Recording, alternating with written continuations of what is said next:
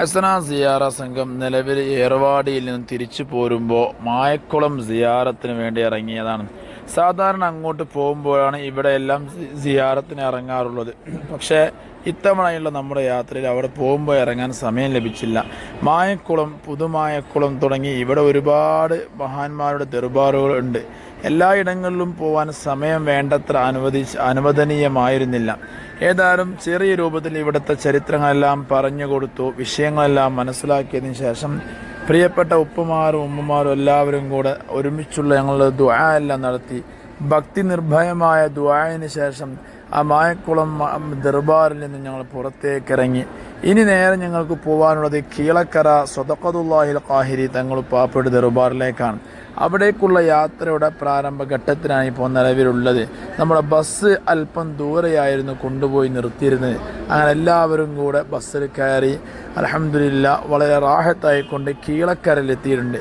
കീളക്കരയിൽ നമ്മുടെ ദർബാറിൻ്റെ അടുത്തേക്ക് ബസ് പോവാത്തത് കൊണ്ട് ബസ് നിർത്തി അല്പം നടക്കേണ്ടതുണ്ട്. അൽഹംദുലില്ലാഹ് വലിയ മഹത്വമുള്ള ഒരു മഹാന്റെ ദർബാറിലാണ് ഇപ്പോൾ നമ്മളെല്ലാവരും ഉള്ളത്. മഹാനായ കീളക്കര സ്വതഖത്തുല്ലാഹിൽ ഖാഹിരി എന്നാണ് ഈ മഹാനെ അറിയപ്പെടുന്ന പേര്. മഹാനവറുകൾ ഹിജ്റ 1041 ജനിക്കുകയും പിന്നീട് 72 വർഷം ദീനീ പ്രബോധനം നടത്തുകയും, അതായത് 72 വയസ്സ് വരെ ജീവിച്ചു. പിന്നീട് ഈ ലോകത്തോട് വിട പറഞ്ഞ വലിയ മഹൽ വ്യക്തിത്വമായിരുന്നു. മഹാനവറുകൾ ആഷിഖുർ റസൂലാണ്. അതുപോലെ തന്നെയാണ് മഹാനവർ മാദിഹുർ റസൂലാണ്. അതുപോലെ തന്നെ മഹാനവറുകൾ വലിയ കറാമത്തുകൾ കാണിച്ച ഒരു നിറകുടം കൂടെയായിരുന്നു. നമ്മൾ കഴിഞ്ഞ ഒരുപാട് മഹാന്മാരെ നമ്മൾ സിയാറത്ത് ചെയ്തു എങ്കിലും അവിടെ ചരിത്രങ്ങളൊന്നും പറഞ്ഞപ്പോഴും നമ്മൾ മലായിക്കത്തുകളുമായുള്ള കണക്ഷനുള്ള ഒരു മഹാനെ കുറിച്ച് ഇതുവരെ പറഞ്ഞിട്ടില്ല. ഇബ്രാഹിം ബാദുഷ തങ്ങളുപ്പാപ്പനെ കുറിച്ചൊക്കെ നമ്മൾ പറഞ്ഞു. പക്ഷേ അതൊക്കെ വ്യത്യസ്തമായ രീതികളിലാണ് പോകുന്നതെങ്കിൽ മഹാനായ കീളക്കര സ്വതഖത്തുല്ലാഹിൽ ഖാഹിരി തങ്ങളുപ്പാപ്പയുടെ പദവി വലിയ അഅ്ല മർത്തബയിലായിരുന്നു. മഹാനവറുകൾ ദർസ് പഠനം നടത്തിയത് ഈ കീളക്കര എന്ന് പറയുന്ന ഈ നാട്ടിൽ തന്നെയായിരുന്നു. അതിനുശേഷം ഇവിടെ തന്നെ മഹാനവറുകൾ ദർസ് പഠനം നടത്തി ഇവിടെ തന്നെ ദീനീ പ്രബോധനം തുടരുകയുണ്ടായി. അതായത് ദർസ് പഠനം കഴിഞ്ഞു, പിന്നെ മുദരിസ് ദർസ് ഇവിടെ തുടങ്ങി, സ്വന്തമായി ദർസനെ ഇവിടെ നടത്തിയത്. അങ്ങനെ മഹാനവറുകളുടെ ജീവിതം മുന്നോട്ട് പോകുന്ന സമയത്ത് ഞാൻ ഈ വിഷയം ഒരുപാട് പല വശങ്ങളിലൂടെ പറയുന്നില്ല, ചെറിയ രീതിയിൽ വലിയ കറാമത്ത് മനസ്സിലാക്കി നമുക്ക് കാര്യങ്ങൾ കിടക്കട്ടാം. അങ്ങനെ മഹാനവറുകൾ ഇവിടെ ദർസ് മുന്നോട്ട് കൊണ്ടുപോകുന്ന സമയത്തായിരുന്നു ഈ നാട്ടിൽ കാര്യമായ വരൾച്ച. ഞാൻ പറഞ്ഞല്ലോ, തമിഴ്നാടൊക്കെ എന്ന് പറഞ്ഞാൽ പൊതുവിൽ വരൾച്ചയുടെ ഒരു നാടാണ്. നമ്മുടെ നാട്ടിലെ പോലെ സുലഭമായ മഴ ഇവിടുന്ന് ലഭിക്കാറില്ല. അങ്ങനെ നാട്ടുകാർ വന്നുകൊണ്ട് പറഞ്ഞു മുദരിസിനോട്, ഉസ്താദെ മഴയില്ല, സ്വാഭാവികമാണ് നമ്മുടെയൊക്കെ നാടുകളിൽ നമ്മൾ ഉസ്താദുമാരോട് പ്രാർത്ഥിക്കാൻ പറയില്ല എന്തേ പ്രതിസന്ധി വന്നാലും. അങ്ങനെ ഉസ്താദെ മഴയില്ല, നിങ്ങൾ ദുആക്കണം നമ്മൾക്ക് മഴ കിട്ടാൻ വേണ്ടിയും. ആ ഉസ്താദ് കാര്യമായി ദുആ ചെയ്തു. ഉസ്താദിന്റെ ദുആഇന്റെ ഫലം എന്നോണം ദുആ ചെയ്തു. നാട്ടുകാരെല്ലാവരും പിരിഞ്ഞുപോയി. അങ്ങനെ നാട്ടുകാരെല്ലാവരും പിരിഞ്ഞുപോയി. അടുത്ത ദിവസങ്ങളിൽ ദർസ് നടക്കുന്ന സമയത്ത് മുത്തഅല്ലിമുകൾ ദർസിലിങ്ങനെ ഇരിക്കാം. ഈ സമയത്ത് തൂവെള്ള വസ്ത്രം ധരിച്ച ഒരാളിങ്ങനെ ആ ദർസിന്റെ സഭയിലേക്ക് പുറത്തുനിന്ന് ഉസ്താദിനെ കാത്തിരിക്കുന്നതായി മുത്തഅല്ലിമുകൾ കണ്ടു. അങ്ങനെ സുബുക്കെല്ലാം കഴിഞ്ഞു. ഈ വന്ന വ്യക്തി ഉസ്താദിന്റെ റൂമിലേക്ക് കയറി. റൂമിലെ വാതിലടച്ചു. മുത്തഅല്ലിമുകൾ സ്വാഭാവികമാണല്ലോ, നമ്മുടെ ദർസുക്ക് ഒരു ഉസ്താദ് ആരെങ്കിലും വന്നാലും ഇങ്ങനെ ശ്രദ്ധിക്കും, ആരപ്പത് വന്നത് സ്വാഭാവികമായിട്ട് ഉണ്ടാവില്ലേ. അയൽപക്കത്തെ വീട്ടുകാരെയും വന്നങ്ങ് നോക്കണ്ടോ? ഏതായാലും മുത്തഅല്ലിമുകൾ സ്വാഭാവികമായി നോക്കി. അങ്ങനെ മുത്തഅല്ലിമുകൾ നോക്കി കുറേ നേരം ഉസ്താദിനോട് എന്തൊക്കെയോ സംസാരിച്ചു. അതിനുശേഷം അവർ വന്ന വഴിയെ തിരിച്ചുപോയി. മുത്തഅല്ലിമുകൾക്ക് ഇതാരാണെന്ന് അറിയാനിട്ട് വല്ലാത്ത ജിജ്ഞാസ, ആകാംക്ഷ. അങ്ങനെ ചോദിച്ചു ഉസ്താദിനോട്, ഉസ്താദെ ആ വന്ന ആൾ ആരാന്ന് ചോദിച്ചപ്പോൾ ഉസ്താദ് പറഞ്ഞു, അത് മീകായിൽ അലൈഹിസ്സലാത്തു വസ്സലാമാണെന്ന്. നമ്മൾ ചിന്തിച്ചു നോക്കി, മലക്കാ വന്നത് ഈ വലിയ മഹാന്റെ അടുത്തേക്ക്. അങ്ങനെ മീകായിൽ അലൈഹിസ്സലാത്തു വസ്സലാം വന്നുകൊണ്ട് മഴയെ, ഉസ്താദ് ദുആയിരുന്ന മഴയ്ക്ക് വേണ്ടിയിട്ടായിരുന്നല്ലോ അല്ലേ, ആ മഴയെക്കുറിച്ച് എന്തായി തേടി ദുആ ചെയ്തതിനു ശേഷം അതുമായി ബന്ധപ്പെട്ട് ചർച്ച നടത്താൻ വേണ്ടി വന്നതായിരുന്നു. മീകായിൽ അലൈഹിസ്സലാത്തു വസ്സലാം പോയി അല്പനേരം കഴിഞ്ഞപ്പോഴേക്കും ശക്തമായ മഴ വർഷിക്കുകയുണ്ടായി എന്നുള്ളത് ഈ മഹാനവറുകളുടെ ചരിത്രങ്ങളിൽ പ്രബലമായി രേഖപ്പെടുത്തിയതായി കാണാം. നമ്മൾ പറയല്ലേ, എന്തിനാപ്പം അധികം ചെറുതന്നെ മതിയല്ലേ? അതുപോലെ ഈ ഒറ്റ ഉദാഹരണം മതി മഹാനവറുകളുടെ പദവി എവിടെയാ നിൽക്കുന്നത് അറിയാം അല്ലേ. അപ്പോൾ ഈ മഹാനവറുകൾ ഒരുപാട് ഗ്രന്ഥങ്ങൾ രചിച്ചിട്ടുണ്ട്. നമ്മളെല്ലാവരും വീടുകളിൽ വലിയ പ്രതിസന്ധിയൊക്കെ ഉണ്ടാവുമ്പോൾ നമ്മളൊക്കെ ഉസ്താദുമാരെ പറയും നിങ്ങൾ കുത്തുബിയത്ത് കഴിച്ചോളി പറയാറുണ്ട് അല്ലേ.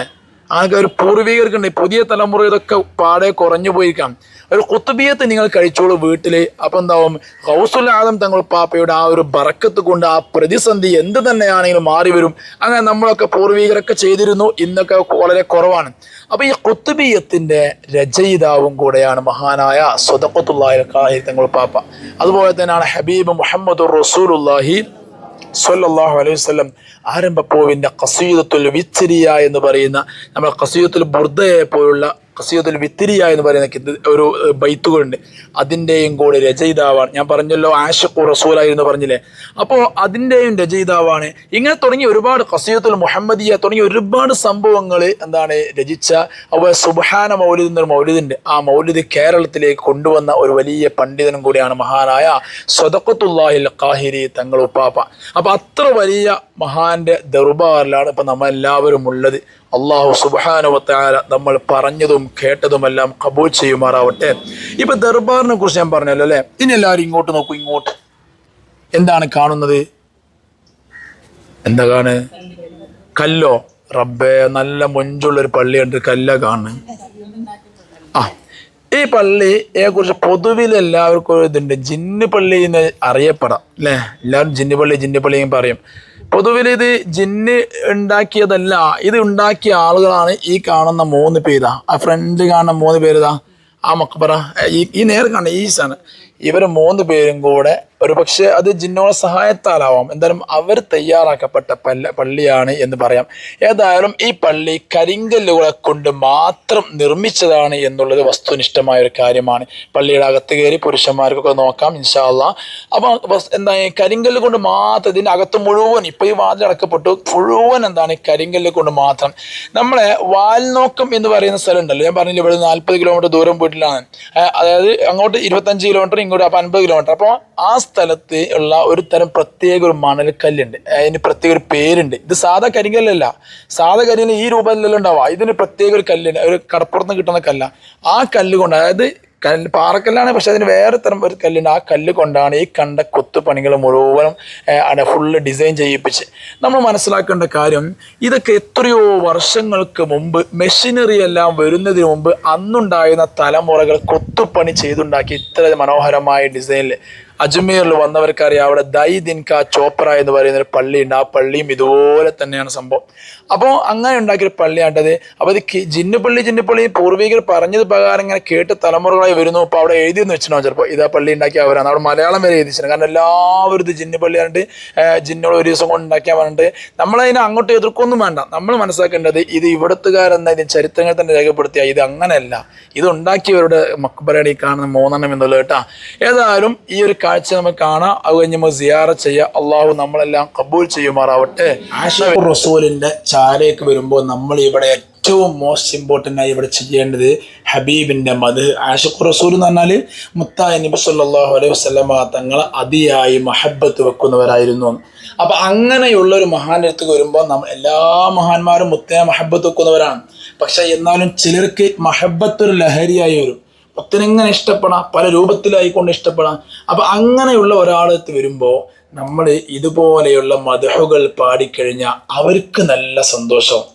അവർക്ക് സന്തോഷമാകുമ്പോൾ അവരിഷ്ടപ്പെട്ടത് മുത്തായ തങ്ങളായിരുന്നു അല്ലേ. തങ്ങളുപ്പാപ്പാക്കും ഇഷ്ടമാവും. അപ്പം നമ്മളെ മജ്ലിസ് ദുആ ഇജാബത്തുള്ളതാവാൻ വലിയ കാരണമായി മാറും. മാത്രമല്ല നമ്മളെ മജ്ലിസിന് അവർക്കും ഇഷ്ടപ്പെടും കേട്ടാ. അള്ളാഹ് ഖബൂൽ ചെയ്യുമാറാവട്ടെ. വസ്സലാമു عليك يا رسول الله الصلاة والسلام عليك يا حبيب الله آدي أول ما هدرايبا دچو وچ رسول رام ബദറിലും ബദറിലെങ്കിടുന്നോരെ കാണുവാൻ വിധിയകല്ലാഹ്. അസ്സലാത്തു വസ്സലാമു അലൈക യാ റസൂലല്ലാഹ്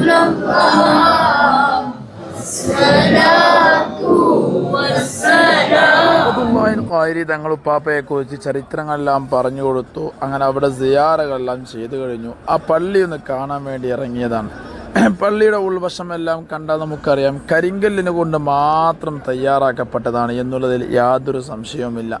അത്രയധികം വളരെയധികം സൂക്ഷ്മതമായ വർക്കും അതുപോലെ തന്നെ വ്യത്യസ്തമായ ഡിസൈനുകളും ആരെയും ആശ്ചര്യപ്പെടുത്തുന്ന രീതിയിലുള്ള ഇതിൻ്റെ എൻജിനീയറിംഗ് ടെക്നോളജി എല്ലാമാണ് ഇവിടെ തയ്യാറാക്കിയിട്ടുള്ളത്. കരിങ്കല്ലുകളെ കൊണ്ട് ഈ രൂപത്തിലെല്ലാം തയ്യാറാക്കാൻ കഴിയുക എന്നുള്ളത് എന്തെന്നില്ലാതൊരു അത്ഭുതപ്പെടുത്തുന്ന കാര്യം തന്നെയാണെന്ന് നമുക്കിവിടെ വന്നാൽ മനസ്സിലാക്കാൻ കഴിയും. ഏതായാലും കരിങ്കല്ല് മാത്രമായതുകൊണ്ട് തന്നെ കരിങ്കല്ലല്ല ഇതൊരു കടപ്പുറത്തുള്ളൊരു പ്രത്യേകതരം കല്ല. ആ കല്ലായതുകൊണ്ട് തന്നെ നല്ല തണുപ്പുള്ളൊരു അന്തരീക്ഷം കൂടെ അവിടെ നമുക്ക് അനുഭവിക്കുകയുണ്ടായി. കണ്ടില്ലേ, ബീമുകളെല്ലാം അങ്ങനെ സിയാറത്തെല്ലാം കഴിഞ്ഞ് ഞങ്ങൾ ബസ്സിന് കാത്തിരിക്കുകയാണ്. ബസ് ഇവിടെ വന്നാൽ അപ്പം നമുക്ക് കയറി പോവേണ്ടി വരും. കാരണം ഇവിടെ ബസ് പാർക്ക് ചെയ്യാൻ ഏതാനും സൗകര്യം ഉണ്ടാവുകയില്ല. പ്രിയമുള്ളവർ, നമ്മൾ ഈ വീഡിയോ കാണുമ്പോൾ നിങ്ങളുടെ വിലയേറിയ അഭിപ്രായങ്ങൾ കമൻറ്റ് ബോക്സിൽ അറിയിക്കുമെന്ന് പ്രതീക്ഷിക്കുന്നു. നിങ്ങളുടെ ഫാമിലി ഗ്രൂപ്പുകളിലേക്ക് ഈ വീഡിയോ അയച്ചു കൊടുക്കണേ. ഇതുപോലെ വീഡിയോകൾ തയ്യാറാക്കി നിങ്ങളിലേക്ക് എത്തിക്കാൻ അതിൻ്റേതായ ഒരുപാട് എഫേർട്ടുകളുണ്ട്. അതെല്ലാം നിങ്ങൾ മനസ്സിലാക്കിക്കൊണ്ട് നമ്മുടെ ചാനൽ കൂടെ കൂട്ടിക്കൊണ്ട് സബ്സ്ക്രൈബ് ചെയ്ത് മറ്റുള്ളവരിലേക്ക് എത്തിച്ചുകൊണ്ട് നിങ്ങളും നമ്മളെ കൂടെ ഈ കുടുംബത്തിൽ അംഗമാവുമെന്ന് പ്രതീക്ഷിക്കുന്നു. അങ്ങനെ നമ്മുടെ യാത്ര പകുതിയായപ്പോൾ നമ്മൾ ചായ കൊടുക്കാൻ വേണ്ടി വൈകുന്നേരം ചായ കൊടുക്കാൻ വേണ്ടി റെഡിയാക്കിയതാണ്. ചെമ്പും പാത്രങ്ങളും എല്ലാം തന്നെ നമ്മുടെ വാഹനത്തിൽ എപ്പോഴും തയ്യാറായിരിക്കും. എല്ലാവർക്കും നല്ല കടികൾ ഇഷ്ടം പോലെ ഉണ്ട്. എല്ലാവരിൽ നിന്നുള്ള കടികളും എല്ലാം കൂടെ സന്തോഷകരമായൊരു ദിവസം.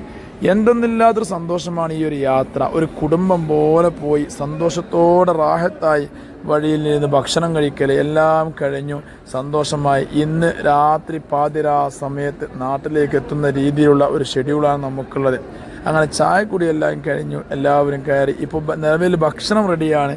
ആ ഭക്ഷണം ഇനി അല്പം ദൂരം കൂടെ പോയി കഴിഞ്ഞാൽ നമുക്ക് കഴിക്കാം. അപ്പോൾ അടുത്ത വീഡിയോയുമായി വീണ്ടും കാണാം. അസ്സലാമു അലൈക്കും.